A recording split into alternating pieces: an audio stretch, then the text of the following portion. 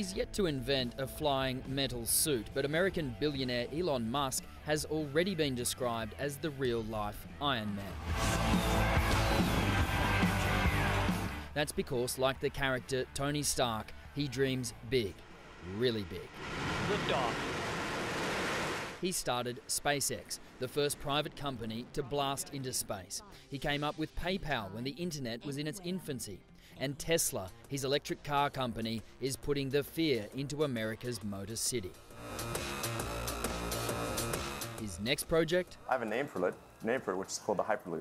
Is as futuristic as it sounds. Passengers would sit inside a pipe-shaped carriage, speeding through vacuum tubes on a cushion of air, similar to the internal vacuum mail of the old days.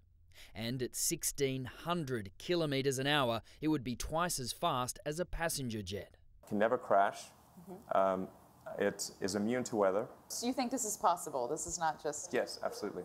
Absolutely. The idea was born from his own frustration. Musk is one of 500,000 drivers a day who use America's most heavily used and gridlocked freeway, the 405. Traffic, slowing things down, wasting time, crippling business. Sound familiar? The congestion on our roads in all the cities, people are looking for an alternative. As Australia's population outgrows our transport system, the Railway Association says it's time to look beyond more lanes and more freeways. What they want is high-speed rail, but they also have an eye on the future. The concept of being put in a plastic tube and fired across at 400 kilometres an hour sounds unreal at the current time, but if you go back 30 years, so did mobile phones. Their current proposal for high-speed rail would link the entire East Coast.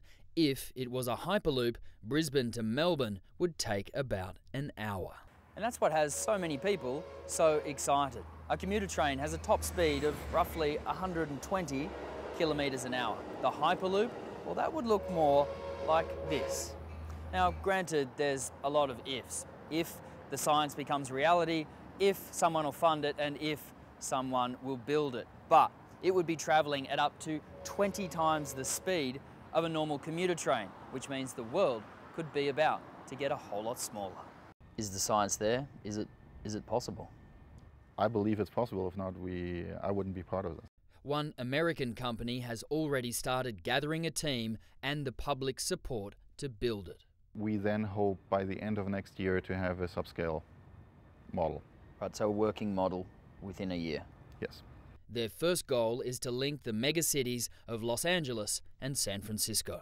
And it would cost you much less than an air ticket or cart. They claim it could be 10 times cheaper than high-speed rail, a quarter of the cost of building a freeway. A billionaire and a pipe dream that has the world's attention. After you've made your first $1 billion, the second billion isn't going to do much for you. Among billionaires, that's what the status is. Status isn't money. Status is changing the world.